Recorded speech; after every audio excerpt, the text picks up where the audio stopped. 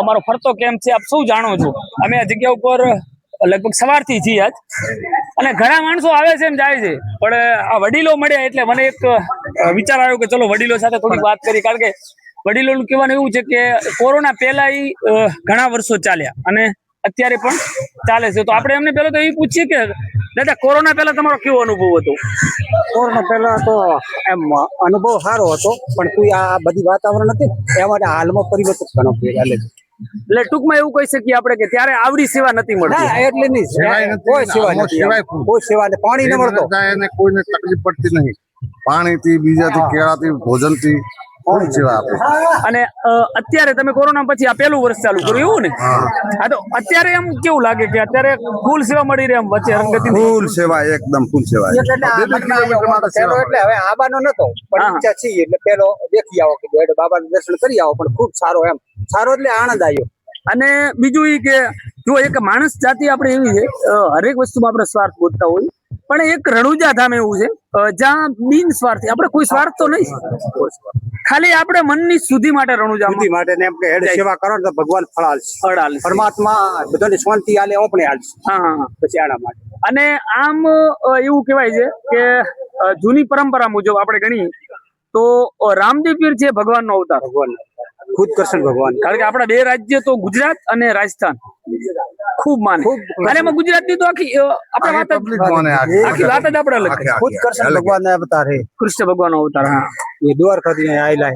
અને બીજું એ કે રામદેવ પીર અત્યારે પણ એવો કોઈ તમને જીવનમાં અનુભવ થયો ખરી કે આમ પરચારૂપી એવું લાગ્યું ખરી કે કઈ ચમત્કાર થયો જીવનમાં? એમ દેખો, આ માનસિક ની રીતિ અલગ છે અને આત્માની અલગ છે। આત્મામાં કઈ થતું પરમાત્મા કરે, ઈ તો કોઈને લેખમાં વેગ થતા નથી, લેખમાં, એટલે ઈ તો હારો તો થતો જ હશે, એને કઈ એટલી પબ્લિક શ્રદ્ધા રાખે ને, એને શ્રદ્ધા માથે એને જે ફળ આલે છે એમ ન જાય કોઈ। 1995 માં હેડ ધોરણો જાગી ગયો। હા, ઘરે અઠે કોઈ પણ નતો, બધા ઝાડકા અને ખીપડો, હણિયો, બવડો માથાથી ઊંચો ઊંચો હતો, બધું સોનો સોનો સોનો સોનો। આ રસ્તા બી નહીં નતા, ટૂંકમાં એવું લાગે કે આપણે જંગલમાં જાય, જ્યાં જંગલ વિસ્તાર હતો, તો આત્માને એમ બેતું કે હવે તો આપણને હેઠે તો કોક તો લૂંટી બ્રા। હા, મોતી બીક આવતી, ડર આવતી, આશરો ન મળતો, એટલે સારા હતા, પણ આશ્વાસનમાં આપણે એમ કે આશરો ન મળી કે સગવડ હોય તો મળે ને। આજ સગવડ છે તો આપણે ફરી વાત સગવડ ન હોય, પરમાત્મા આલ્યો હોય આવવાનું કારણ કે રામદેવ શું આલ્યું, તમારે કોક આલ્યું જ આવો, અમારે કોક આલ્યું હોય તો આવો, ભાડો ન હોય તો અમે આવીએ નહીં, તમારા પાસે કોક પરમાત્મા ના આલ્યો હોય તો સાચું મેન વસ્તુ આ છે। તમે આ હરતા ફરતા છો ને, ઈ જ એની દયા, બહુ સરસ।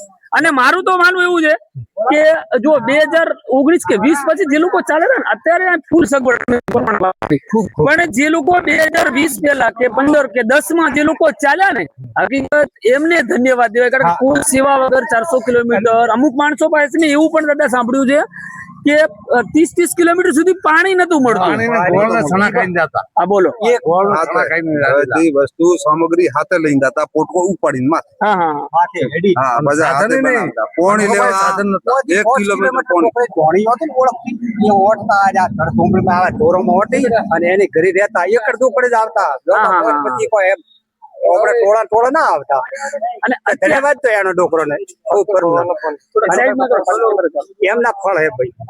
અને અત્યારે આમ જોઈએ તો જુવાનિયા ખૂબ ચાલે છે કે અમે બહુ કષ્ટ કરીએ છીએ, પણ અત્યારે એટલું કષ્ટ તો નથી,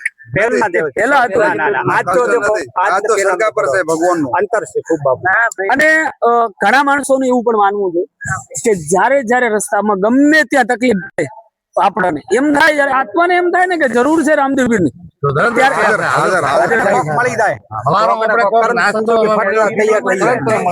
કે અમે ખૂબ એવા વિડીયો બનાવ્યા અને કેટલા વ્યક્તિને પૂછ્યું, પણ બધા એમ જ કે ગમે તે રૂપિયે, હમણાં હું તમને 1 કલાક પહેલા ની વાત કરું, કલાક પહેલા આ બાજુ હું ગયો એટલે 3 ભાઈઓ હતા, આ બાજુ આવતા હતા, એ લોકો નાસ્તો કરવા ત્યાં ગયા, પણ નાસ્તામાં એ લોકોને વસ્તુ મળી નહીં, પછી લેમડા જેવું હતું કાકા બેઠા હતા, અને એને એમ વાત કરી કે ભૂખ બહુ લાગી અને નાસ્તો મળી જાય તો સારું, અને અમે રિટર્ન થયા હતા, પણ અમારે મનમાં એવું થયું ચલો 2 કિલોમીટર આગળ જાય, અમે 2 કિલોમીટર આગળ ગયા ને તો એ લોકો અમે મન મળી ગયા, તો એને એમ જ કીધું કે અમે એમ વિચારતા હતા કે કોઈક નાસ્તા વાળો આવે છે,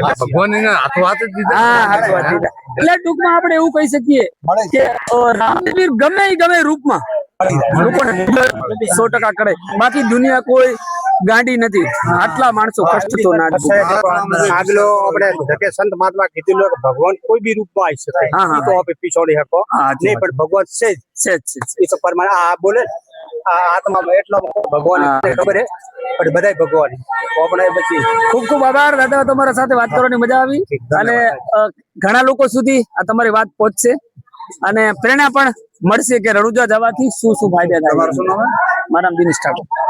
દિનેશભાઈ નો ખૂબ ખૂબ આભાર. આભાર.